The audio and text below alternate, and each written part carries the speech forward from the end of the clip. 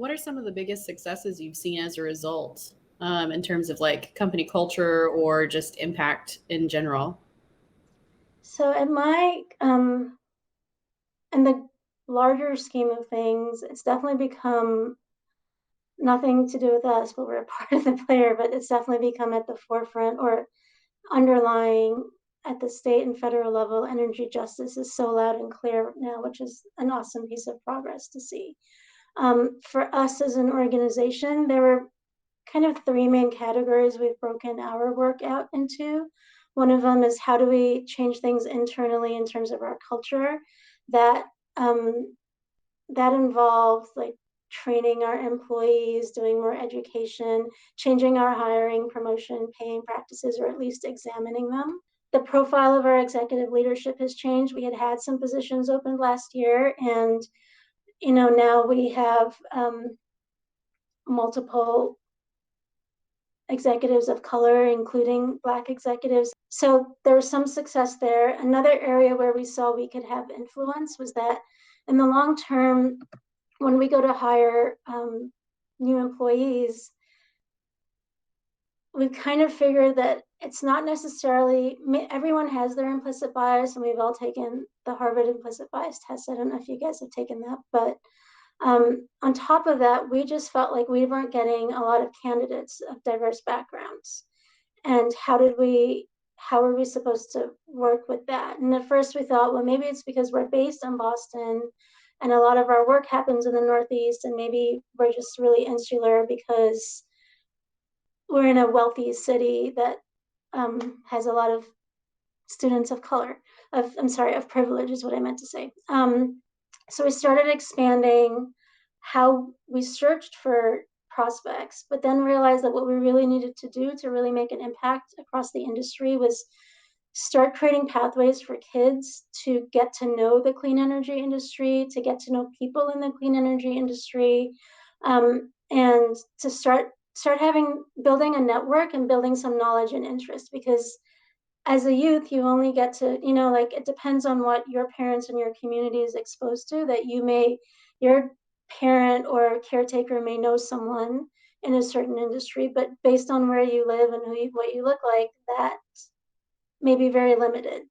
Um, and we did a lot of research and found that that was an area where we could really move a needle. So what we've done that I feel awesome about is we had an agreement, like we work with MIT and Northeastern a lot to get our interns, but we've changed that. So we still get interns from there, but we've expanded to partner with two organizations so that we can get interns from them as well. One is actually for high school students who are first generation immigrants.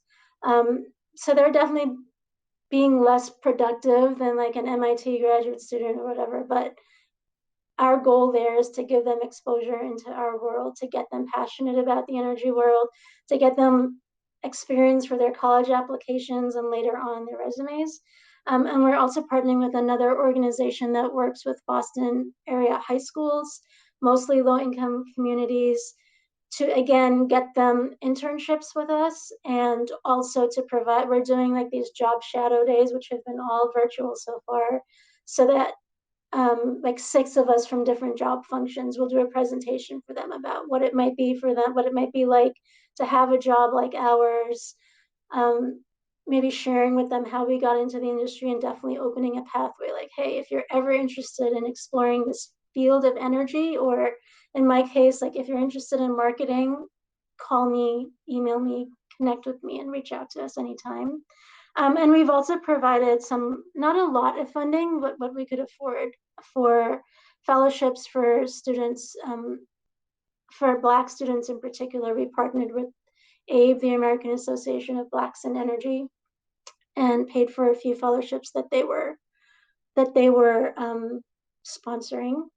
And at the time when we first did those, it was for them to have a fellowship with a professor at Northeastern, who's now the head of energy justice for the president for the current administration, Dr. Shalonda Baker. So those young women earned it, but they're also having phenomenal opportunities. So that's where I feel we've in the long run, that's the most impact we will have made because we're touching a lot of students, we're creating pathways for them. The third leg of how we further influence the industry, I don't think we've made much. We haven't made enough progress there.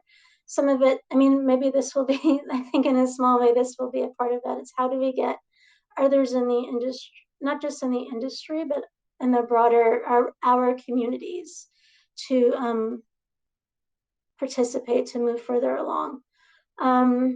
We are planning to do a bunch of outreach to community colleges and offer to teach for free some like Saturday courses or seminars or something there as well.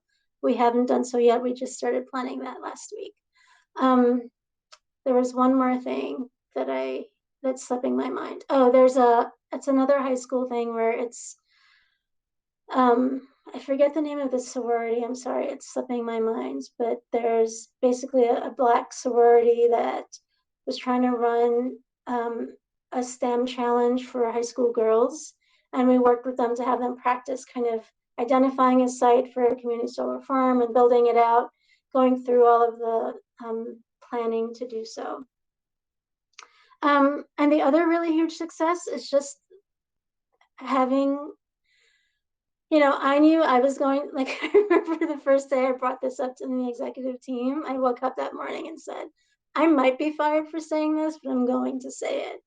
And the fact that there was some, not resistance, but there was questioning. There was like, we are an energy company. What do we have? How can we even make an impact here? And most of us are white men. We don't even know what to do. Like, we're basically kind of the oppressor, and we had to really do a lot of education amongst ourselves about understanding why anyone working on climate change also needs to work on justice and racism, and then also just the embracing and change of how my current company functions, and has centered this issue, and how many, all the work is done by employees volunteering, and it's like a third of the company that comes and volunteers to do these things. So that has been really magnificent for me to experience.